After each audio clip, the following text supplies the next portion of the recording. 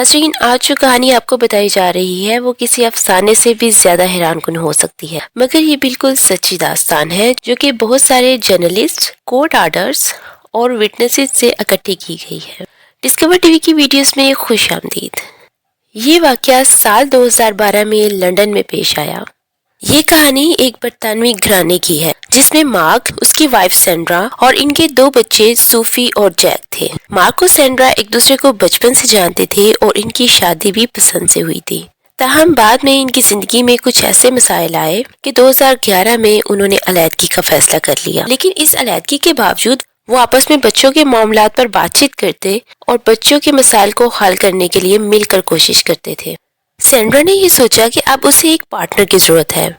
उसने online dating sites visit करना शुरू की और अपनी जाती मालूमात और तस्वीर अपलोड की। आखिरकार उसे एक आदमी मिला जिसका नाम डेविड हैंडी था। वो भी लंदन में ही रहता था। डेविड और सैंड्रा के दरमियान ताल्लुक कायम हो गया और सैंड्रा के बच्चे सूफी और जैक भी उससे मिलने लगे। बच्चे भी उसके साथ खुश थे। इस वक्त बच्चे हाई स्कूल में थे। जैक की उम्र 15 साल की सूफी की उम्र 16 साल थी। बच्चों को देखने में लगा कि डेविड एक बहुत ही अमीर आदमी है। डेविड को महंगी चीजें बहुत पसंद थी। इसकी हर चीज महंगी होती थी जिससे वो बाजार एक अमीर इंसान लगता था।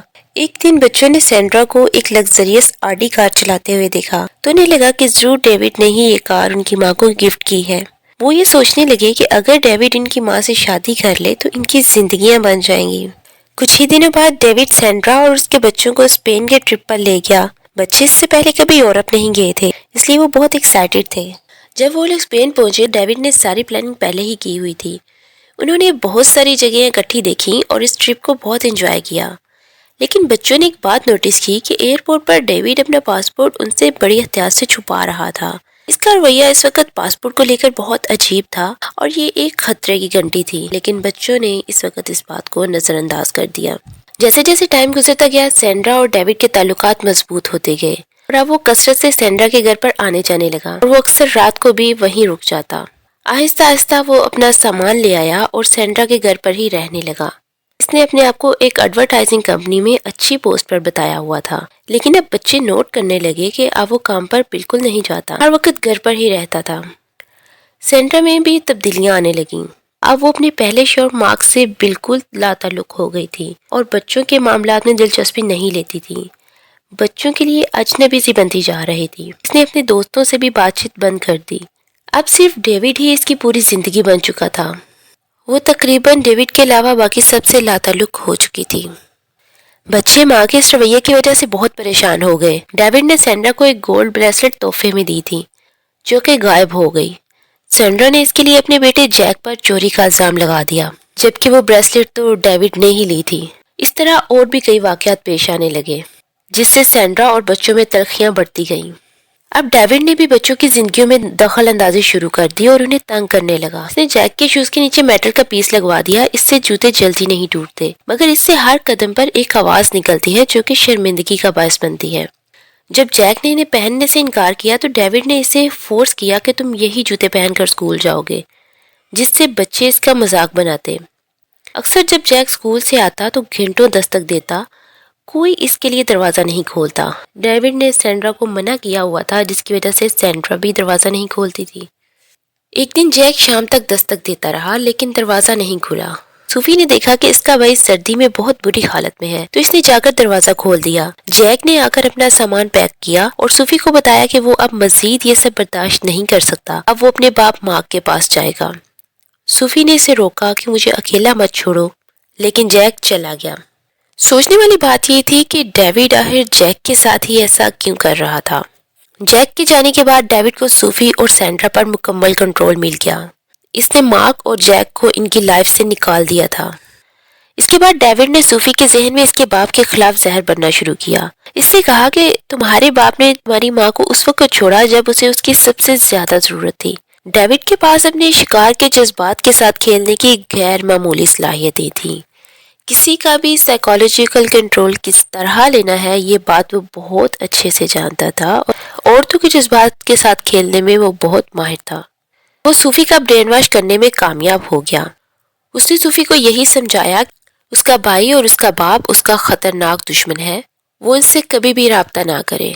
اب ڈیوڈ کو صوفی اور سینڈرا کی زندگی کا مکمل کنٹرول مل چکا تھا۔ مارک نے اپنی بیٹی صوفی سے کانٹیکٹ کرنے کی کوشش کی، لیکن صوفی خود ہی اپنے باپ سے ملنے سے انکار کر رہی تھی۔ مارک اس وجہ سے کافی پزل ہو گیا۔ وہ پولیس کی بھی ہیلپ نہیں لے سکتا تھا کیونکہ وہ اپنی مرضی سے مارک سے نہیں ملنا چاہتی تھی۔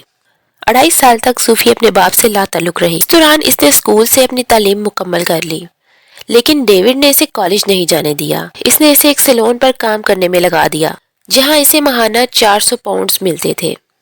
کچھ برٹش فیملیز میں یہ رول ہوتا ہے کہ بچے بالغ ہونے کے بعد اگر اپنے ماں باپ کے ساتھ رہتے ہیں تو وہ انہیں گھر کا کرایہ بھی دیتے ہیں۔ ڈیوڈ صوفی سے 300 پاؤنڈز گھر کے کرایے کی مد میں وصول کر لیتا، حالانکہ یہ گھر تو صوفی کے باپ مارک کے نام پر تھا اور اصولاً یہ کرایہ سینڈرا کو لینا چاہیے تھا، جبکہ یہ ڈیوڈ اپنے پاس ہی رکھ لیتا تھا۔ اس کے علاوہ جب ڈیوڈ کو پتہ چلا کہ صوفی کے سیونگ اکاؤنٹ میں 10,000 پاؤنڈز ہیں جو کہ اس کے باپ مارک نے اس کے کالج کی تعلیم کے لیے جمع کیے ہوئے تھے، اس نے صوفی کو فورس کیا کہ وہ یہ پیسے کیش کی صورت میں نکلوا کر لائے اور وہ صوفی کو نئی گاڑی دلوائے گا۔ صوفی نے ایسا ہی کیا، لیکن اس کے بعد اسے پھر کبھی وہ پاؤنڈز نظر نہیں آئے۔ تب صوفی کو اس بات کا احساس ہوا کہ اس کے بھائی جیک نے بالکل ٹھیک فیصلہ لیا تھا۔ وہ بھی گھر چھوڑ کر چلی گئی اور ایک چھوٹے سے اپارٹمنٹ میں رہنے لگی۔ وہ اپنے باپ کے پاس اس لیے نہیں گئی کیونکہ ڈیوڈ کی برین واشنگ کی وجہ سے اسے لگتا تھا کہ وہ ایک غلط انسان ہے اور وہ کہیں اسے مزید نقصان نہ پہنچا سکے۔ لیکن مارک نے ہمت نہیں چھوڑی تھی۔ وہ اب بھی صوفی سے کانٹیکٹ کرنے کی کوشش کرتا رہتا تھا اور بالآخر وہ صوفی کا اعتماد جیتنے میں کامیاب ہو گیا۔ اب مارک اور اس کے بچے ہنسی خوشی رہنے لگے۔ یہ 2014 میں ہوا۔ اس کے کچھ دیر بعد ہی ڈیوڈ اور سینڈرا نے گھر چھوڑ دیا۔ مارک کیونکہ اس گھر کا مالک تھا، اس نے سوچا کہ وہ اس گھر کو بیچ دے۔ جب وہ اپنے گھر پر پہنچا تو دیکھ کر حیران ہو گیا کہ اس کے گھر پر بڑے بڑے تالے لگے ہوئے تھے اور کھڑکیوں کو بھی اندر سے مکمل طور پر نیوز پیپر سے کور کر دیا گیا تھا تاکہ کوئی اندر نہ جھانک سکے۔ جب اس نے میل باکس چیک کیا تو اس سے اسے پتا چلا کہ کوئی بھی بل ادا نہیں کیا گیا۔ پانی، بجلی، فون، ہر چیز کے بل کے لیے فائنل وارننگ تھی اور آرٹی کار جس کے بارے میں بچوں نے یہ سوچا تھا کہ شاید ڈیوڈ نے ان کی ماں کو گفٹ کی ہوگی، وہ سینڈرا کے نام پر ہی نکلوائی گئی تھی۔ اس کی قسطیں ابھی ادا ہونا باقی تھی۔ یہ کلیئر ہو گیا کہ ڈیوڈ کوئی امیر آدمی نہیں تھا۔ مارک نے پھر فیصلہ کیا کہ وہ ڈیوڈ کے پاسٹ کے بارے میں پتہ لگائے گا۔ اس نے ڈیوڈ ہینڈی کے نام سے سوشل اکاؤنٹس چیک کیے، مگر ڈیوڈ کا کوئی نام و نشان نہیں ملا۔ پھر اس نے گوگل پر ڈیوڈ ہینڈی کون آرٹسٹ لکھا اور سرچ کیا تو ریزلٹس دیکھ کر وہ حیران ہو گیا۔ اس کے سامنے کافی آرٹیکلز کھل گئے جس سے اسے یہ پتا چلا کہ ڈیوڈ کا اصلی نام رابرٹ ہینڈی فریگٹ ہے۔ میڈیا نے اس کا نک نیم پپٹ ماسٹر بھی رکھا ہوا تھا کیونکہ وہ اپنے شکار کو پپٹ کی طرح کنٹرول کر لیتا تھا۔ اس کے پاس اپنے شکار کو کنٹرول کرنے کی غیر معمولی صلاحیتیں تھیں۔ وہ اپنے شکار کو سائیکولوجیکلی کنٹرول کر لیتا اور اس کا برین واش کر کے اسے پپٹ کی طرح استعمال کرتا۔ رابرٹ اس سے پہلے بہت سے لوگوں کا شکار کر چکا تھا اور ان سے قریباً 2 ملین پاؤنڈز ہتھیا چکا تھا اور انہی کیسز کی وجہ سے 4 دفعہ جیل بھی جا چکا تھا، لیکن اسے زیادہ سزا نہیں ملتی تھی کیونکہ دھوکہ دہی کے علاوہ اس کے اوپر کوئی کیس ثابت نہیں ہوتا تھا۔ نہ تو وہ کسی کی چوری یا اغوا کرتا تھا اور نہ ہی کوئی اور جرم۔ وہ سائیکولوجیکلی کنٹرول کر کے اپنے شکار کو مجبور کر دیتا تھا کہ وہ خود ہی اپنا سب کچھ اس پر لٹا بیٹھتا تھا۔ جب مارک نے رابرٹ کی تصویر گوگل پر دیکھی تو وہ حیران رہ گیا کہ وہ تو ڈیوڈ ہی تھا۔ مارک نے پولیس سے رابطہ کیا۔ شروع میں تو پولیس نے اس کی بات میں اتنا انٹرسٹ نہیں لیا، لیکن جب اس نے بار بار مختلف طریقوں سے اپلیکیشن دی تو پولیس انویسٹیگیشن کرنے پر رضامند ہو گئی۔ انہوں نے سینڈرا کو مسنگ ڈکلیئر کیا اور اسے ڈھونڈنا شروع کر دیا۔ بالآخر پولیس نے سینڈرا کو ٹریس کر لیا۔ انہوں نے اسے رابرٹ کے بارے میں سب کچھ بتایا۔ سینڈرا نے کہا کہ وہ سب کچھ پہلے سے جانتی ہے۔ پولیس نے سینڈرا سے کہا کہ ہم آپ کو تحفظ فراہم کر سکتے ہیں، لیکن سینڈرا نے کہا کہ وہ اپنی مرضی سے رابرٹ کے ساتھ رہ رہی ہے۔ اس پر پولیس بھی کچھ نہیں کر سکتی تھی۔ رابرٹ کے ٹیلنٹ کا اندازہ یہاں سے لگایا جا سکتا ہے کہ وہ سب کچھ جانتے ہوئے بھی اسے چھوڑنے کو تیار نہیں تھی۔ اس کے بعد سینڈرا کا کچھ پتہ نہیں چل سکا۔